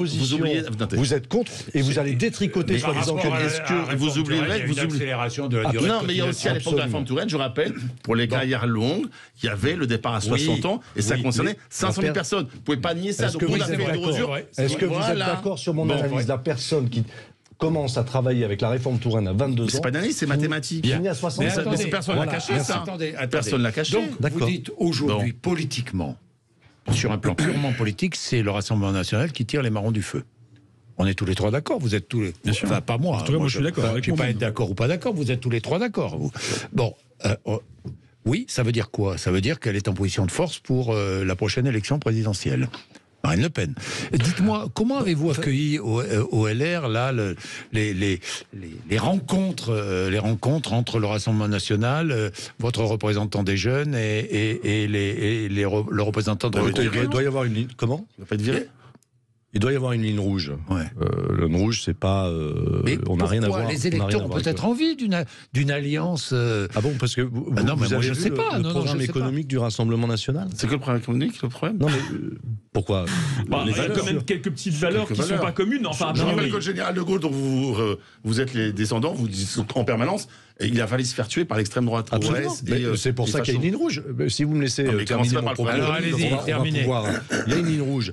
Derrière, nous, on n'a rien à voir avec encore une fois, avec le Rassemblement national. C'est très clair. Et ceux qui préconisent ou qui pensent que Madame Le Pen sera au premier tour et au second tour de l'élection présidentielle de 2027, je pense qu'ils se trompent. Il y aura une recomposition de la gauche et la droite. Et on le voit. Mais il y a beaucoup de vos électeurs qui souhaitent un rassemblement avec le Rassemblement national. Mais le Rassemblement national n'existe. Il y aura Renaissance et LR. Vous voyez le prochain gouvernement. Vous m'inviterez à ce moment-là. Après Renaissance et LR. Non, mais attendez, de toute façon, il y aura une recomposition politique de la gauche et la droite. On voit bien qu'il y a une montée des extrêmes qui est très alarmante pour notre pays. Et c'est pour ça qu'on se doit de revenir sur ce clivage gauche-droite. Parce que là où vous avez raison, c'est qu'Emmanuel Macron est le premier responsable de la montée des extrêmes. Parce qu'il a fait croire à tous les Français qu'entre la gauche et la droite, il n'y avait pas de différence. Et on vient de le prouver. Non, c'est pas vrai. Il n'a jamais dit ça. On vient de le prouver aujourd'hui. Il y a des gauches et de la droite. Et vous êtes cohérents. Et vous êtes constants. Pardonnez-moi. Emmanuel Macron n'a jamais dit qu'il n'y avait pas de différence entre la droite et la gauche. Il a dit qu'il y avait des bonnes idées à droite et à gauche et qu'il fallait sortir de ce clivage. Et donc, quels sont les opposants dans ce cas-là ? Les extrêmes. Voilà, mais c'est la mécanique folle dans laquelle il est rentré. Sauf qu'aujourd'hui, vous êtes d'accord aussi qu'il y avait avec Renaissance, vous n'en voulez pas. Mais non, on terminera ensemble. Non, c'est nous, Renaissance. On terminera avec les LR. Pardon. Bon, messieurs, merci. On va terminer. Il n'y avait pas de confusion sur l'IVG ou sur le RSA, on était tous d'accord contre les LR. Donc vous voyez, on est capable de faire des majorités de projets, des majorités d'idées. Vous allez voter la réforme au Retailleau des retraites. Voilà la réalité. On votera la réforme des retraites présentée par le gouvernement. Il est 11h47. Je vais terminer. On va changer de sujet. Je vais terminer sur l'Ukraine parce qu'il y a eu une offensive russe aujourd'hui sur l'Ukraine, des bombardements, des missiles envoyés sur l'Ukraine un peu partout. Je voulais savoir si l'Assemblée nationale et le Sénat devaient se saisir de la question et notamment ouvrir un débat autour de l'aide militaire que l'on apporte à l'Ukraine. À tout de suite, 11h47. Jean-Jacques Bourdin. Bien, nous allons terminer en quittant la réforme des retraites avec nos 3 invités, 3 sénateurs. C'est jeudi politique. Xavier Iacovelli, sénateur des Hauts-de-Seine, majorité. Rachid Temal, sénateur de Val-d'Oise socialiste, et Stéphane Le Rudulier, sénateur des Bouches-du-Rhône, les Républicains. L'Ukraine, la Russie a tiré plusieurs missiles, 81 missiles sur l'Ukraine ce matin, dans la nuit et ce matin, et notamment des missiles hypersoniques Kinjal, que l'Ukraine ne peut pas d'ailleurs intercepter. Je voulais vous poser une question parce que je vois que le débat continue à monter dans l'opinion publique. Est-ce qu'aujourd'hui, on doit, la France, le gouvernement, le président de la République, doit demander l'organisation d'un débat et peut-être d'un vote à l'Assemblée et au Sénat, au Parlement donc, sur l'aide militaire que la France apporte à l'Ukraine? Est-ce qu'il est temps? Il est temps de réaffirmer d'abord le soutien à l'Ukraine. Et je pense non, mais il faut toujours le redire, parce qu'il y a des mouvements qui nous disent bon.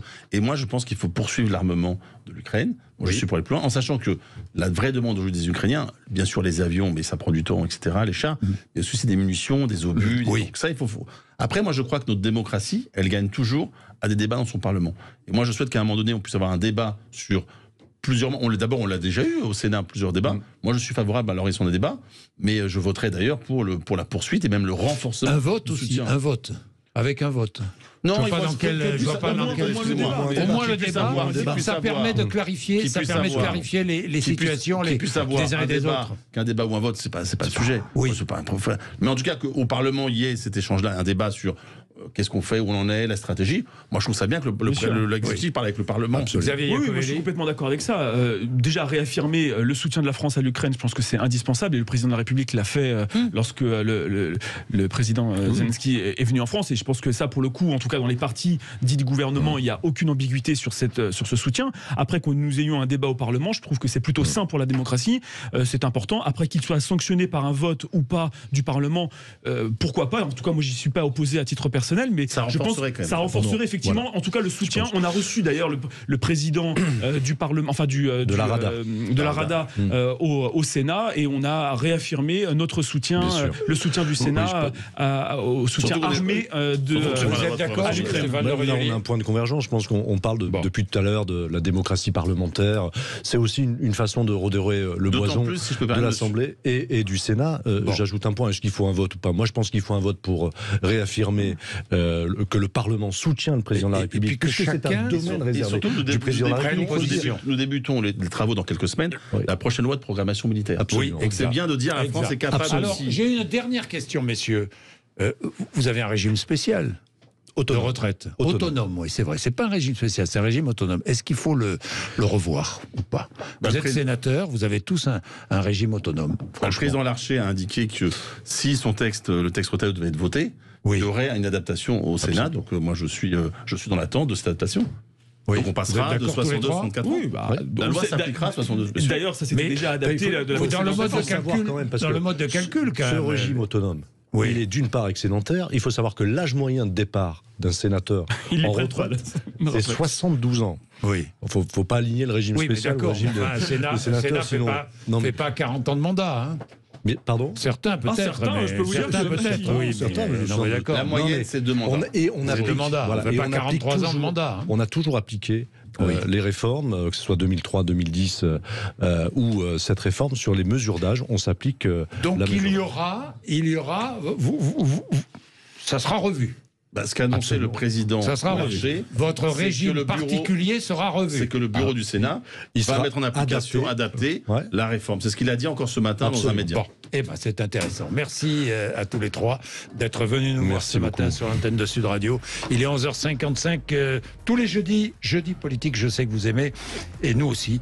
Nous nous retrouverons jeudi prochain pour un nouveau débat, bien sûr. Merci. Nous allons parler des sectes, des dérives sectaires, puisque sont organisées, très bon sujet, des dérives sectaires, des assises pour établir une feuille de route pluriannuelle. Et le président de la Miviludes sera avec nous dans un instant. À tout de suite, 11h56. Jean-Jacques Bourdin. Il est 12h10. Merci d'être avec nous. Nous allons aborder les dérives sectaires. Les assises nationales de la lutte contre les dérives sectaires ont été ouvertes ce matin. Ça va durer 2 jours. Avec nous pour en parler, Christian Gravel, qui est préfet et président de la Miviludes. Bonjour. Bonjour Jean-Jacques Bourdin. Merci d'être avec nous. Avec plaisir. Les dérives sectaires, phénomène en développement en France ou pas? En plein développement en France, comme ailleurs d'ailleurs. Oui. Nous avons constaté, à l'occasion de notre dernier rapport d'activité, qu'il y avait une augmentation qui était exponentielle depuis ces dernières années. Vous avez 86% d'augmentation en 5-6 ans, ce qui atteste d'une véritable vivacité de ces phénomènes-là, qu'il faut prendre en considération en matière, évidemment, d'accompagnement des victimes, sachant qu'on a eu plus de 4000 saisines à la Miviludes et qu'il s'agit d'une part infime de la réalité de ce phénomène. Nous estimons à quelques centaines de milliers de victimes à l'échelle nationale de ces processus sectaires. De ces processus sectaires. Nous allons revenir sur les différents processus sectaires, sur les nouveautés, si je puis dire, entre guillemets. Mais tiens, à propos de nouveautés, ces derniers temps, dans l'actualité, on a beaucoup parlé d'Éric Gandon. Éric Gandon, c'était un médecin qui a été mis en examen des chefs d'homicide involontaire, abus de faiblesse, mise en danger de la vie d'autrui, exercice illégal des professions de médecin et de pharmacien. Alors, Éric Gandon, les enquêteurs d'ailleurs cherchent à recueillir des témoignages. C'était un naturopathe, il se disait naturopathe. Il a fait beaucoup de victimes. Il organisait des cures de gènes hydriques Éric Gandon, des cures organisées dans le Morbihan, en Vendée, en Touraine. D'ailleurs, en Indre-et-Loire, une femme de 44 ans est décédée le 12 août dernier au cours de l'un des stages organisés par Éric Gandon, cet homme de 58 ans. C'était des stages payants de jeûne prolongé. Les formations proposées se déroulaient sans qu'aucun suivi médical ne soit assuré ni prévu pour les participants. Voilà un exemple. Exactement. Monsieur Bourdin, vous mettez l'accent sur une situation qui est un cas d'école. Oui. Avec un individu qui pourtant a suivi une formation reconnue par l'État, mais qui se fourvoie dans ce qu'on appelle les dérives thérapeutiques, et avec très très souvent des connexions évidentes avec ce qu'on appelle nous les dérives sectaires. Dans le cadre de ce qui est appelé de manière malpropre médecine alternative. Il n'y a pas de médecine alternative, il y a des pratiques alternatives qui toutes ont pour point commun le fait de rejeter tout ce qui relève de la médecine conventionnelle, tout ce qui relève finalement de la science, de pratique reconnue par l'État avec une formation à l'université, un diplôme de docteur. Et donc vous avez là un individu qui, en plus, malgré les apparences de bienveillance, de sympathie, d'écoute, d'empathie, exploite la vulnérabilité, la fragilité d'un certain nombre de Françaises ou de Français qui, la plupart d'entre eux, en plus souffrant de maladies graves telles qu'un cancer, ont envie à un moment de croire en une voie qui leur semble être peut-être le dernier espoir. Est-ce que c'est un exemple des nouvelles dérives sectaires ? Ce recours à la naturopathie ou à d'autres charlatanismes ? Vous avez objectivement une prégnance très forte de la question de santé, du bien-être dans le cadre des dérives sectaires. Historiquement, c'est le cas. Pourquoi ? Parce que vous avez affaire à un public qui, par définition, souffre de problématiques de santé, souffrent de formes de vulnérabilité qui sont évidemment des éléments permettant à des gourous, à des entrepreneurs sectaires, à des prédateurs sectaires, dans ces cas-là, de mettre la main sur vous, de mettre la main sur votre cerveau et de s'inscrire dans un processus d'emprise mentale qui est bien souvent beaucoup plus subtil que les clichés qu'on pourrait avoir sur les dérives sectaires. Vous avez des discours qui semblent être pertinents, qui semblent être intelligents, profonds, pleins de sens, et qui derrière se traduisent par des comportements d'emprise mentale avec des préjudices lourds, toujours financiers, toujours psychologiques et parfois même physiques, qu'il s'agisse d'agressions sexuelles, de viols ou qu'il s'agisse parfois même de mort. Et c'est le cas avec l'individu que vous évoquez, puisqu'il est mêlé à une affaire judiciaire actuellement sous les verrous, mise en examen dans le cadre d'une affaire au moins de mort, peut-être même de plusieurs affaires. L'individu d'ailleurs avait lancé ce qu'on appelle un article 40, avait sollicité la justice par rapport à l'une des affaires concernées. Votre travail aujourd'hui, c'est de prévenir, c'est de détecter où il y a secte, phénomène sectaire ou pas, et d'aider évidemment les victimes de ces phénomènes sectaires. Alors, détecter, c'est pas facile de savoir. C'est pas simple. C'est pas simple. C'est d'autant plus difficile aujourd'hui. De savoir comment tout à coup une activité dérive dans le sectaire. Deux éléments, Jean-Jacques Bourdin, permettant de répondre à votre question. On a affaire à un mal qui, par définition, est invisible. Et des sujets beaucoup plus explicites, tels que la radicalisation, avec des discours, avec de fait un comportement, sont un peu plus simples à déceler. Et ensuite à traiter quand c'est possible. Là, on est sur quelque chose de beaucoup plus pervers, d'insidieux, de pernicieux, qui est invisible. Vous avez, je vous dis, en apparence, des personnes qui ont l'air d'être à votre écoute, d'être dans de l'empathie, affichées, cultivées, et qui progressivement distillent un message, avec une vision du monde, qui répond à des questions. Comment faire ? C'est quand un adepte, entre guillemets, un adepte dénonce qu'on arrive à tout à coup s'intéresser à une dérive sectaire. Le propre des victimes de dérives sectaires, c'est que pour la plupart, par définition, elles n'ont pas conscience qu'elles sont victimes. Parce qu'elles considèrent au contraire les familles, que grâce à la voie engagée, elles sont sur la voie de la vérité. Et que même elles s'attristent de voir leur entourage qui ne croit pas au discours qui est porté.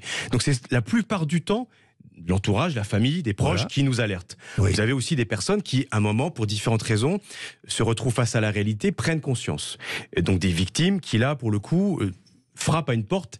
Ils savent que à la Miviludes, mais je pense aussi à tout le tissu associatif, à des associations majeures comme l'UNADFI, le CCMM, le CAFES, qui travaillent à l'échelle nationale et qui sont aussi composées de personnes qui sont à l'écoute, qui sont capables aussi de conseiller, d'accompagner des victimes qui sont en perte de repère totale. La plupart d'entre elles ont suivi un processus d'endoctrinement, de socialisation qui est en rupture avec le reste de la société. Et donc, c'est le vide total auquel elles sont confrontées. D'où l'intérêt de pouvoir, comme on le fait et comme on souhaite le faire à l'occasion des Assises nationales des dérives sectaires, portées par la ministre Sonia Backès, avec tous les services de l'État, avec toutes les associations, tous les experts, tous les influenceurs aussi qui luttent contre ces phénomènes, essayer de mobiliser nos moyens pour que notre action collective, acteurs publics, acteurs privés, soit la plus efficace possible pour lutter contre ces acteurs, ces individus, et pour accompagner beaucoup mieux les victimes. Pour prévenir la dérive sectaire, que faire? Je ne sais pas moi.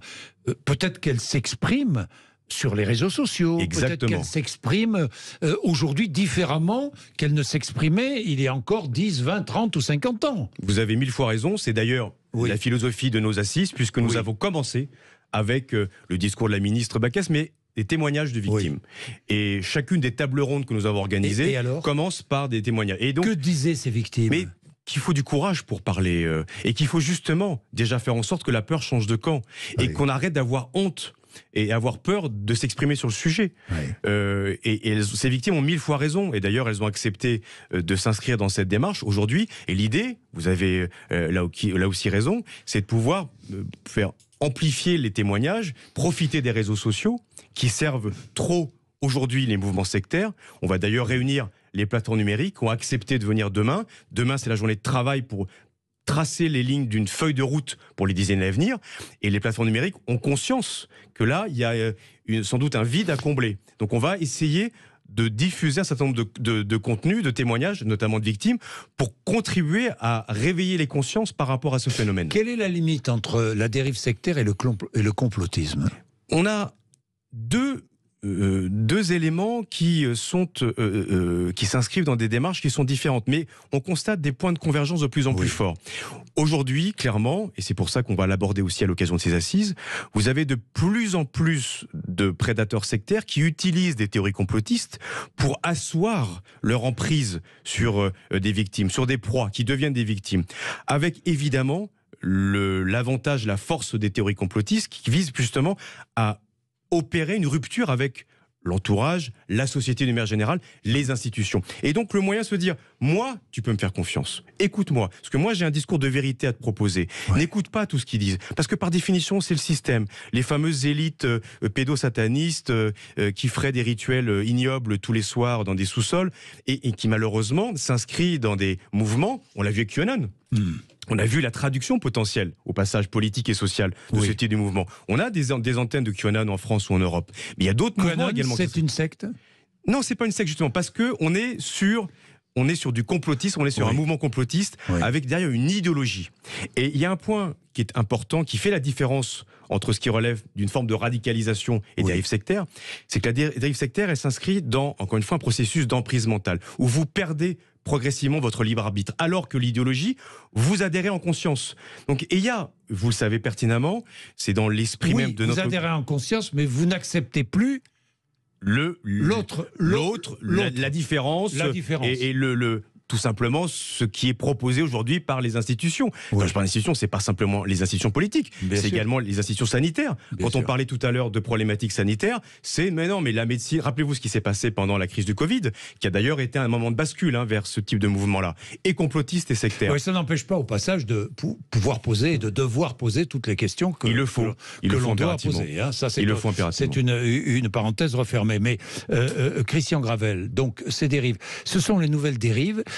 Est-ce que tout ce dont on a parlé, la scientologie, ça existe toujours ou c'est fini ça? Vous avez toujours la présence de ce qu'on appelait les multinationales de la spiritualité qui sont là depuis des décennies et qui elles-mêmes ont pu bénéficier de l'impact de la crise sanitaire, de toutes les peurs, de tout le climat anxiogène que ça a suscité. Donc vous avez même un regain d'activité de certaines de ces multinationales. Et vous avez l'émergence, et ça c'est l'une des spécificités, l'évolution de ces dérives sectaires depuis ces dernières années, c'est une profusion de micro-entrepreneurs sectaires, beaucoup plus discrets, micro-gourous, micro-gourous 2.0 qui se servent de la révolution numérique, des réseaux sociaux, qui se servent encore une fois de tout ce qui a pu constituer en termes de bascule avec la crise sanitaire pour surfer sur ces peurs-là. Et il y a des buts lucratifs la plupart du temps ? Systématiquement. Il y a systématiquement. Cet élément-là, en fait, pour vos auditeurs, il y a quelques points clés à avoir en tête qui permettent de discerner ce qui relève d'une offre qu'on peut respecter. Vous avez le droit de croire ce que vous voulez en France, je le rappelle. Vous avez le droit de croire ce que vous voulez.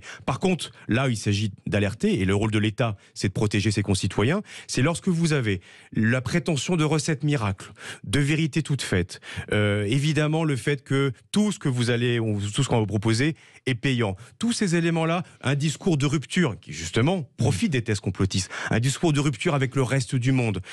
Tous ces éléments-là mis bout à bout permettent de caractériser ce qu'on appelle une dérive sectaire. Une dérive sectaire. Les victimes de cette dérive sectaire, il faut les aider.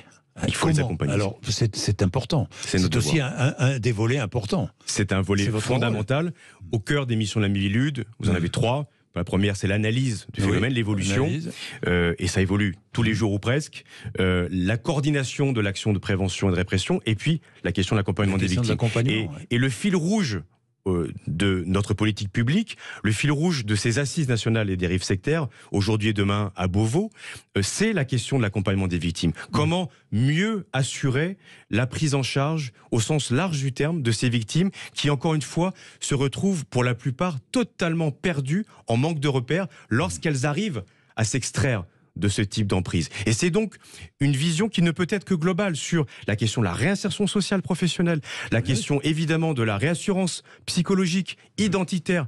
Qui êtes-vous lorsqu'on vous a gavé l'esprit depuis des années, que vous apparteniez à telle ou telle élite, que vous aviez telle ou telle caractéristique, et que finalement vous vous rendez compte que la réalité est peut-être pas aussi romanesque que ce qu'on a pu vous laisser penser. Quand je dis ça, il n'y a pas d'ironie, dans le sens où beaucoup de personnes, et je tiens à le dire, ce phénomène-là touche absolument tous les territoires, toutes les populations, toutes les classes sociales. Toutes les classes sociales. Vous pouvez. On avait le témoignage ce matin, pardonnez-moi, d'un médecin psychiatre qui est tombé dans le piège. Et de témoignages d'une autre personne, par exemple, on en reçoit, on en écoute, on discute avec elle régulièrement, par définition quotidiennement la Miviludes. Par exemple, j'ai un élément qui m'avait marqué, un agrégé, un professeur de physique. Et donc des personnes qui... Mais justement, est-ce que ce ne sont pas les personnes qui sont les plus éduquées ou qui vivent dans un milieu social peut-être plus privilégié, qui sont les plus souvent victimes? Ce phénomène touche objectivement, potentiellement, toutes les populations. Parce que vous avez une offre sectaire qui est aussi vaste que la société est diverse.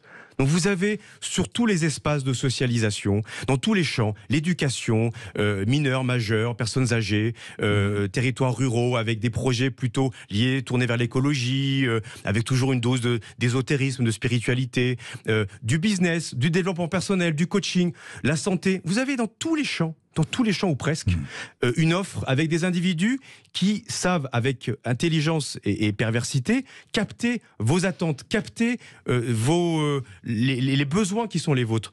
Parfois en termes de santé, parfois en termes de recherche, parfois tout simplement en termes de quête de sens. Et vous avez donc une proposition alternative qui est faite avec une vision du monde qui vise progressivement, encore une fois, à vous encercler, à vous extraire, puis ensuite à faire en sorte que vous soyez à la merci du gourou ou du groupe qui fait office de direction d'un mouvement sectaire. Donc en fait, ce sujet peut toucher absolument tout le monde, et c'est la raison pour laquelle je vous remercie de cette invitation, puisque encore une fois, vos auditeurs aussi doivent sans aucun doute peuvent être concernés directement ou indirectement par ces phénomènes-là. Merci Christian Gravel d'être venu nous voir, préfet et président de la Miviludes. Merci à vous Jean-Yves Bourdin. Merci de nous avoir accompagnés depuis 10h30 ce matin, 2h sur l'antenne de Sud Radio. On se retrouvera évidemment demain à 10h30. Il est 12h26, André Berco.